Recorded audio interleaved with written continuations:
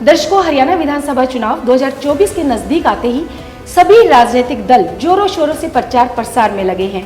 इतना ही नहीं, सभी राजनीतिक दलों से टिकट के दावेदार भी पूरी तैयारी के साथ चुनावी संग्राम में उतर चुके हैं। टिकट किसको मिलती है, ये आने वाला समय बताएगा। हमारे साथ हैं सफीदो विधानसभा क्षेत्र से भाजपा से टिकट के दावेदार विजयपाल सिंह एडवोकेट। आइए हम उनसे कुछ बातचीत करते हैं, कुछ राजनीतिक चर्चाएं करते हैं। नमस्कार। नमस्कार जी। सर, आप टिकट की दावेदारी यहाँ से कर रहे हैं, सफीदो विधानसभा क्षेत्र से राजनीति में आना आपका हुआ, तो ऐसी कौन सी प्रेरणा रही जिसने आपको प्रेरित किया कि हाँ, मुझे राजनीति में आना चाहिए? आपकी राजनीतिक जीवन की शुरुआत कहाँ से हुई?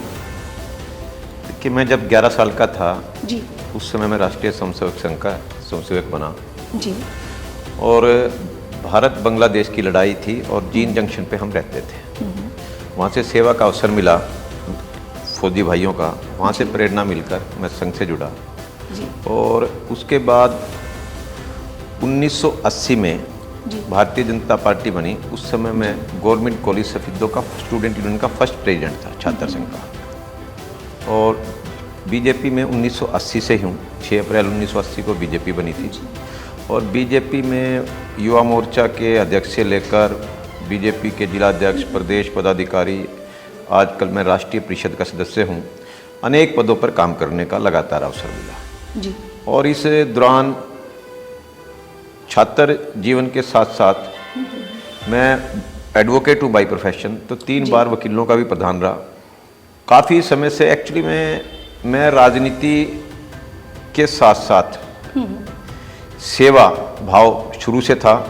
और उस सेवा भाव का एक परिणाम था कि समाज में मेरी एक्सेप्टेबिलिटी बनी और लोगों ने कास्ट से ऊपर उठकर मुझे नेता माना। जी, नगर पालिका का चेयरमैन हो या कोई भी चुनाव हो या किसी भी कार्यक्रम के अंदर हमारी भागीदारी हो, तो जिसको कहते हैं ना कि कुछ लोग कहते हैं मैं 36 बिरादरी का नेता हूँ, मैं 36 बिरादरी का सेवक हूँ और 36 बिरादरी ने मुझे एक्सेप्ट किया हुआ है। जी। विजयपाल जी, हम सामाजिक प्राणी हैं। सबसे पहले राजनीति में आकर आपको कैसा लगता है कि हाँ, अगर मैं राजनीति में आया तो समाज सेवा बहुत व्यवस्थित तरीके से कर पाऊंगा? ये पहले तो मैं आपको क्लियर करूँ, 44 वर्ष कोई छोटे पेड़ में होता। जी बिल्कुल। राजनीति में आने से पहले मैं समाज सेवा में आया और मैं समाज सेवा में और अध्यात्म में आज तक जुड़ा हुआ हूँ। राजनीति जो हुई वो लोगों के कहने से, आप ये मान के चलो, मैं एक छोटी सी बात बताता हूँ। जी बिल्कुल। कि मैं गवर्नमेंट कॉलेज का जब प्रेसिडेंट था, 6 उम्मीदवार मेरे खिलाफ खड़े थे। कास्ट का इलेक्शन था, मेरी कास्ट का सिंगल वोट मेरा था। 85% अकेले को वोट मिले थे, 15% में 6 कैंडिडेट थे। जी, तो मैं ये कह सकता हूँ कि लोगों ने मुझे यहाँ पर छात्र जीवन से ही इतना प्यार दिया, और जिन्होंने कास्ट से ऊपर उठकर मुझे वोट देते हैं और कास्ट से ऊपर उठकर मेरे कार्यक्रम में आते हैं। जहाँ तक राजनीति में आने का प्रश्न नहीं, राजनीति तो मेरे में रम चुकी है। राजनीति के साथ साथ जो सेवा भाव था, क्योंकि मेरे बारे में सबको पता है कि मैं स्पष्टवादी था हूँ। राजनीति के अंदर लोग आमतौर से झूठ बोलने का प्रक्रिया पे आते हैं, उनका काम भी नहीं चलता। कई बार मुझे भी मेरे साथी कहते नहीं, आपको ये कहना चाहिए। जो काम होने का हम उसकी हाँ भरते हैं, जो नहीं होने का हम स्पष्ट इनकार कर देते हैं। लोगों को एक बात का पता है कि प्रधान जी ने हाँ भर ली तो हाँ और नहीं तो नहीं। दर्शकों, मैं आपको यहाँ विशेष रूप से एक बात बताना चाहूँगी कि विजयपाल जी जिस जाति से संबंध रखते हैं, वोट परसेंटेज बहुत कम है सफीदो विधानसभा क्षेत्र में। लेकिन मैं एक बात आपको विशेष रूप से ये भी बताना चाहूँगी कि जब भी यहाँ पे कोई भी जनसभा का कार्यक्रम होता है, विजयपाल जी, पता लगना चाहिए लोगों को कि विजयपाल जी वहाँ आ रहे हैं, तो इतना जन सैलाब वहाँ पर उपस्थित होता है कि हर कोई आश्चर्यचकित रह जाता है कि ये कैसे संभव हुआ। हमारे साथ विजयपाल जी हैं, आइए हम उनसे ही जानते हैं। सर, इस जादू के बारे में आप कुछ जनता को बताइए कि ये कैसे संभव हो पाता है। लोग बुलाने के बाद भी नहीं आते हैं और आपकी जनसभाओं में, आपके किसी भी कार्यक्रम में लोग इतने जनसैलाब के साथ पहुंच जाते हैं। प्रभु की कृपा है। देखो, प्रभु ने हर व्यक्ति को अलग अलग बिरादरी में जन्म दे दिया। जी। लेकिन मेरा एक मानना ये है कि मुझे 36 बिरादरी का यहाँ पर साथ मिलता है। और मैं जो बताते हुए बड़ी खुशी होती है कि जितने यहाँ के लोगों के कार्यक्रम में लोग आते हैं, इतनी तैयारी की मीटिंग में हमारे लोग आते हैं। हमने लगातार पिछले 3 वर्षों में 8 बड़े बड़े कार्यक्रम किए, आज तक उसका कोई रिकॉर्ड नहीं तोड़ पाया। और ये सिर्फ क्या है, मैंने पहले कहा ना मेरे पास जादू है ना जादू की छड़ी, उन लोगों का प्रेम और स्नेह है जो हमारी टीम लगातार, हम पिछले 44 वर्ष से राजनीतिक जीवन में हैं, हमने लोगों का बहुत सेवा भाव से कार्य किया है और उन्होंने हमारी कार्य प्रणाली देखी है।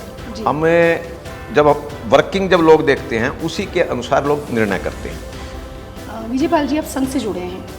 एक ऐसा प्रश्न है जो मैं तो जानना चाहती हूँ, हमारी जनता भी जानना चाहती है कि संघ की जो पृष्ठभूमि रहती है वो किस तरह से हमारे संपूर्ण व्यक्तित्व को प्रभावित करती है, इस बारे में कुछ बताइए आप।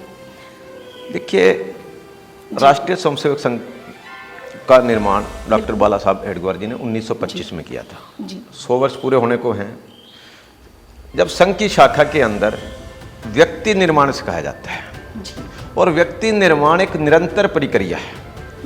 व्यक्ति हर दिन कुछ न कुछ सीखता है, कुछ न कुछ सीखते हैं और उस जब तक व्यक्ति का निर्माण पूरा हो जाएगा, आरएसएस अपना काम बंद कर देगी। इसलिए, क्योंकि आरएसएस की आवश्यकता इसलिए और ज़्यादा होगी कि व्यक्ति का विकास के अंदर बहुत ज़्यादा आवश्यकता है।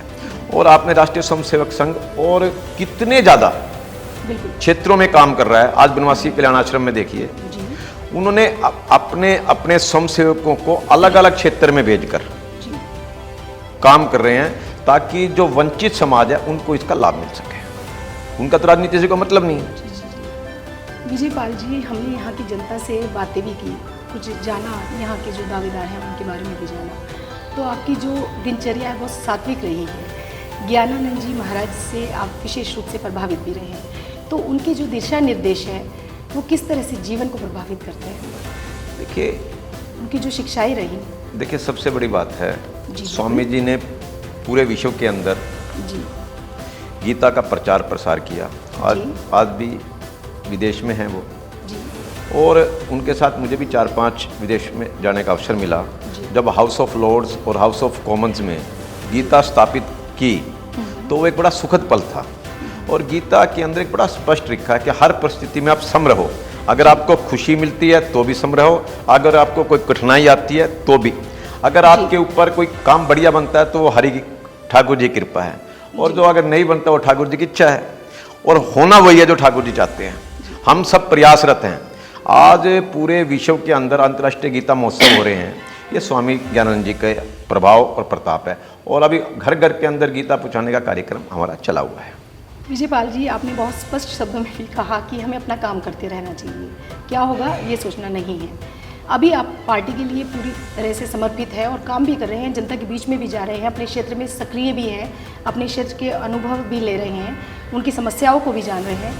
मैं ये जानना चाहती हूँ, और जनता भी निश्चित तौर पर ये जानना चाहती है कि अगर पार्टी आपको टिकट नहीं देती है, क्योंकि जनता का सहयोग आपके साथ है, जनता आपके साथ है, क्या आप निर्दलीय भी चुनाव लड़ना चाहेंगे?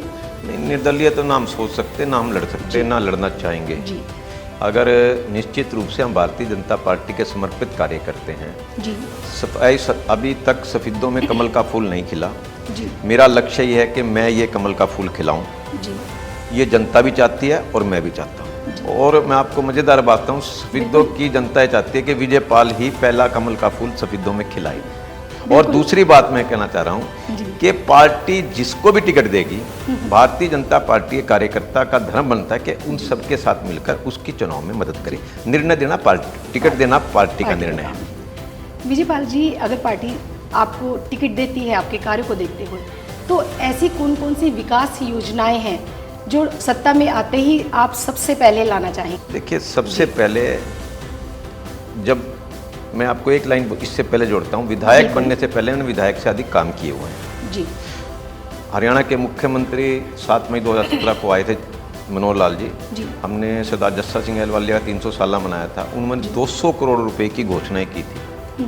और इतना कार्य, चाहे बिजली घर का कार्य हो, चाहे सड़कों का निर्माण हो, चाहे नहर के पुल की बात हो, काम सब। असली काम क्या है? मेरा अपना मानना है कि जो सरकार की योजनाएं हैं, सबसे पहले जो सबसे अंत वाला व्यक्ति है, जो भारतीय जनता पार्टी का सपना है, उस तक कैसे पहुंचे, उसको हम स्पीड अप कैसे कर पाएं, हम अफसरों को किस प्रकार से प्रेरित करें कि उन जनता का वो काम करें और जनता को हम रास्ता दिखाएं। हमारा एक व्हाट्सएप ग्रुप है पन्ना प्रमुख का, उसके नाते हम हर सरकार की योजना को डालते हैं। लेकिन मेरा मानना है उसके अंदर बहुत ज़्यादा काम करने की आवश्यकता है, फिर भी लोगों को नहीं पता होता। हम सबसे पहले जिस अंत वाले व्यक्ति को जो आवश्यकता है उसको हम पूरा कराएंगे। और उसके बाद कुछ कॉमन बातें हैं, वो गली है, नाली है, ये होती रहेंगी, लेकिन सबसे बड़ी बात क्या है, अवेयरनेस जो होती है, जागरूकता। हम जागरूकता के कैंप लगाकर लोगों को हमने पहले भी बताया और आगे भी ये काम करेंगे कि सरकारी योजना का लाभ उठाएं ताकि उनका जीवन का उत्थान हो सके। विजयपाल जी, आपने बिल्कुल सही कहा, क्योंकि बहुत सी ऐसी सरकारी योजनाएं हैं जो सरकार लागू करती है, लेकिन जनता को पता ही नहीं है कि वो हमारे लिए योजनाएं क्या क्या है। दर्शकों, अभी आप सुन रहे थे भाजपा से टिकट के दावेदार सफीदो विधानसभा क्षेत्र से विजयपाल सिंह एडवोकेट जी को। जल्दी ही हम आपसे फिर मिलते हैं सत्ता के एक नए दावेदार के साथ।